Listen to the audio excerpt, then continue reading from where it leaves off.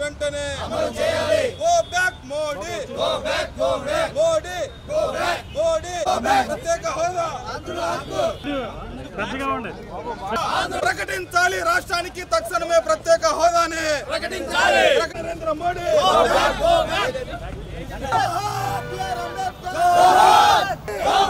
చెట్టు మీద కొంగ, చెట్టు మీద కొంగ, గో బ్యాక్. రాష్ట్రానికి ప్రత్యేక హోదా ఇవ్వాలి నరేంద్ర మోడీ. ఒక అశుద్ధమైన పాదం, ఒక చండాలమైనటువంటి ఒక ముఖం ఆంధ్రప్రదేశ్లోకి అడుగు పెడుతున్న సందర్భంలో వారికి నిరసన తెలియజేయడానికి ఈ రోజున విజయవాడలో ఎక్కడైతే రాజ్యాంగానికి భంగం కలుగుతుందో, రాజ్యాంగాన్ని అవమానపరుస్తున్నారో అటువంటి వ్యక్తులు భారత ప్రధానిగా ఉండటానికి అర్హుడు కాదు. అందుకే డాక్టర్ బాబాసాహెబ్ అంబేద్కర్ గారి విగ్రహం దగ్గర ఈ రోజున వివిధ సంఘాల నాయకులతోటి ప్రత్యేక హోదా సాధన సమాఖ్య ఆధ్వర్యంలో ఈరోజు నిరసన కార్యక్రమం చేపట్టడం జరిగింది. నేను భారత ప్రధానమంత్రి గురించి,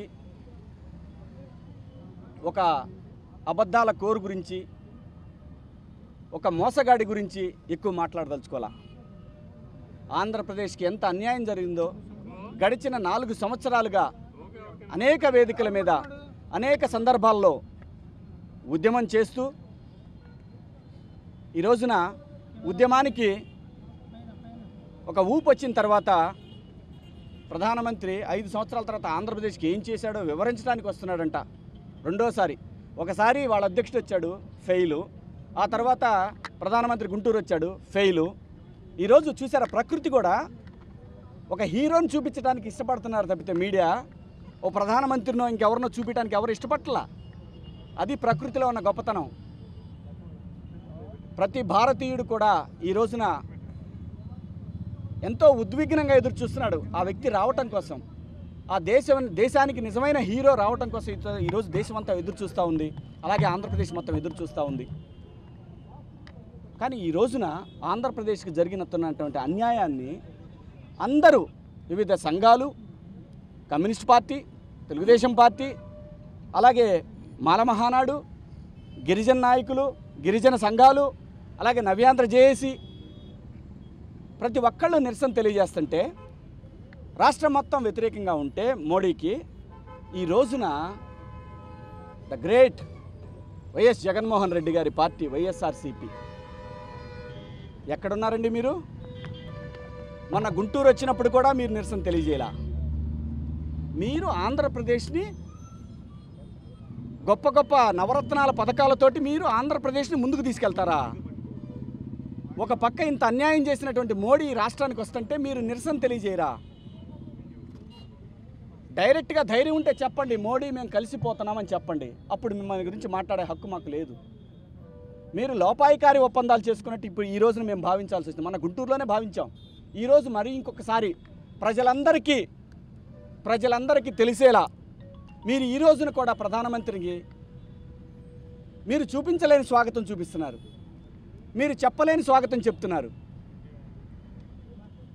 ఆంధ్రప్రదేశ్ ప్రజలకి ఇప్పుడు మీరు ఏం సమాధానం చెప్తారు? వైఎస్ఆర్సీపీ నాయకులు ఆంధ్రప్రదేశ్ ప్రజలకి ఏమని సమాధానం చెప్తారు? ప్రత్యేక ఏంటి రైల్వే జోన్, బొత్స సత్యనారాయణ గారు రైల్వే జోన్ వారి ఉద్యమంతో వచ్చిందంట. మరి ఉద్యమం రైల్వే జోన్ వస్తే రైల్వే జోన్లో ఇంత అన్యాయం జరిగితే చెనక్కాయల పంట బాగా పండింది, లోపల చెనక్కాయ ఇత్తనాలు లేవు.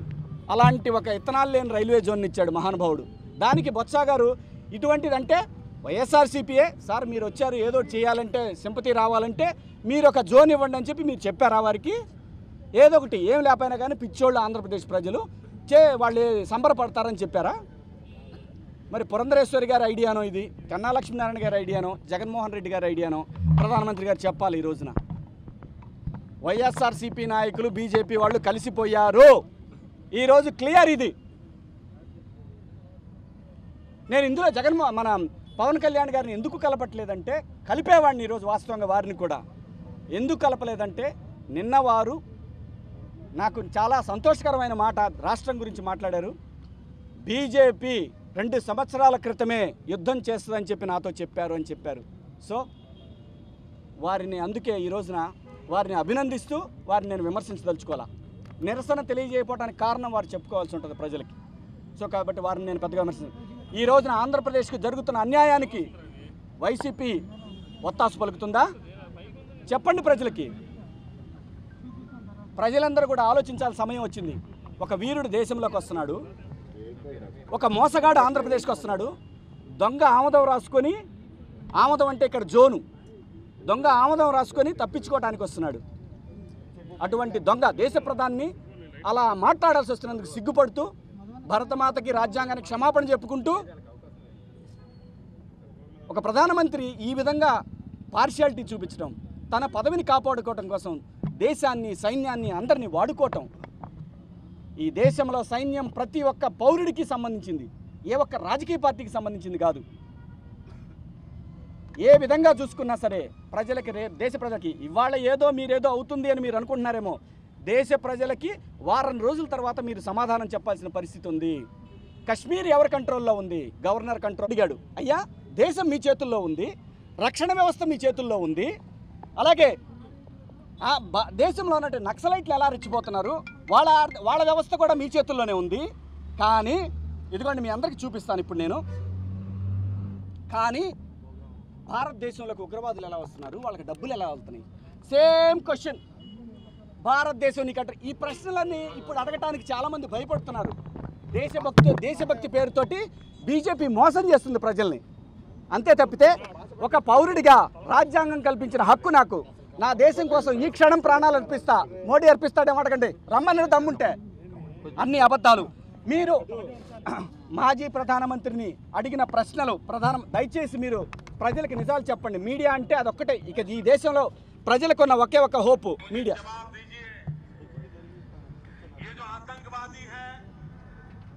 नक्सलवादी है, उनके पास शस्त्र और बारूद कहां से आता है? वो तो विदेश की धरती से आता है और सीमाएं संपूर्ण रूप से आपके कब्जे में है। सीमा सुरक्षा बल आपके कब्जे में है। मैंने उनको दूसरा सवाल पूछा, हमने कहा आतंकवादियों के पास धन आता है, हवाले से आता है, पूरा मनी ट्रांजैक्शन का कारोबार भारत सरकार के कब्जे में है, आरबीआई के अंडर में है, बैंकों के माध्यम से होता है। क्या प्रधानमंत्री आप इतनी निगरानी नहीं रख सकते कि ये जो धन विदेश से आकर के आतंकवादियों के पास जाता है आपके हाथ में, आप उसको क्यों नहीं रोकते? मैंने तीसरा सवाल उनको पूछा कि विदेशों से घुसपैठ आते हैं, घुसपैठ के आतंकवादियों के रूप में आते हैं, आतंकवादी घटनाएं करते हैं, भाग जाते हैं।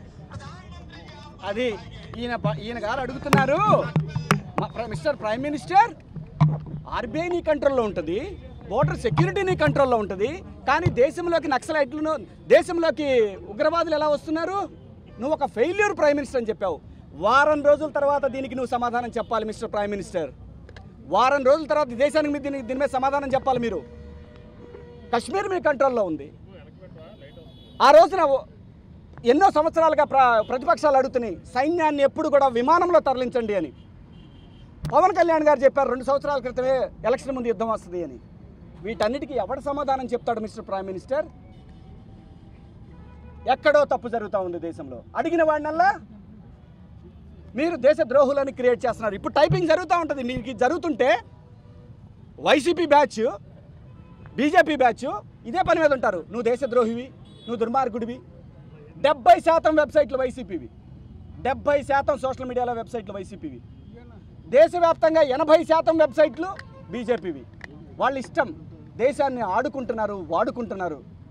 ప్రజలు కీన్గా అబ్జర్వ్ చేయండి. శివాజీ చెప్పింది నమ్మవసరంలా, పవన్ కళ్యాణ్ గారు చెప్పింది నమ్మవసరంలా. కీన్గా అబ్జర్వ్ చేయండి. మన ఇంట్లోకి మనం పెట్టుకున్న వాడు కాపలాదారుడు ఉన్నప్పుడు దొంగ ఎలా వచ్చాడంటే ప్రశ్నించేది ఎవరిని? పోలీస్ స్టేషన్ వాళ్ళనా? పోలీసులను ప్రశ్నిస్తామా? మన కాపలాదారుడు ఉన్నవాడిని ఫస్ట్ ప్రశ్నిస్తారు.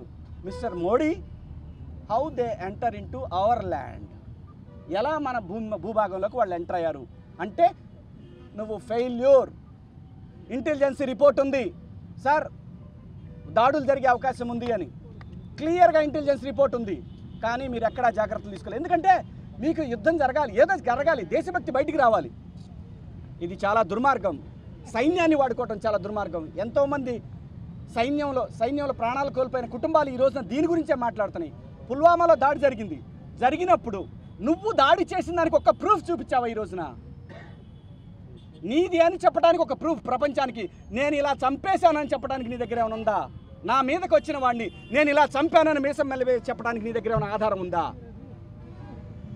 అవన్నీ పక్కన వదిలేసి ప్రతిపక్షాల మీద, ప్రజల మీద మాట్లాడే మాలాంటి వాళ్ళ మీద పడితే దేశభక్తి పుట్టుకురాదు సార్. దేశంలో ఉన్న ప్రతి ఒక్క పౌరుడికి తెలుసు ఎన్నికల ముందే యుద్ధాలు ఎందుకు వస్తాయి, ఎన్నికల ముందే దేశభక్తి ఎందుకు వస్తుంది. ఎందుకంటే మీ కుర్చీలు కాపాడుకోవడానికి మీరు వేసే డ్రామాలు ఇవి. దయచేసి ప్రజలు గమనించండి. మన కంట్రోల్లో ఉన్నప్పుడు అవతలడు ఎలా వస్తాడు, అది మాత్రం ఆలోచించండి దయచేసి. ఈ రోజున ఆంధ్రప్రదేశ్ విషయానికి వస్తే ఖచ్చితంగా బీజేపీ వైసీపీ కలిసిపోయినాయి. కశ్మీర్లో ఉన్నటువంటి ముస్లింలు తయారు చేసిన వస్తువులు హిందువులు కొనొద్దంట. ఎవరన్నా అంటారా? కశ్మీర్ భారత్లో అంతర్భాగం అని చెప్పి మన పౌరుల వస్తువులు మనం కొనొద్దని అంటారా? మేఘాలయ గవర్నర్. ఎన్ని విమానాలు బయటికి పోతే, ఎన్ని విమానాలు పాకిస్తాన్లో పోతే అన్ని ఓట్లు అన్ని సీట్లు వస్తాయంట యడియూరప్ప.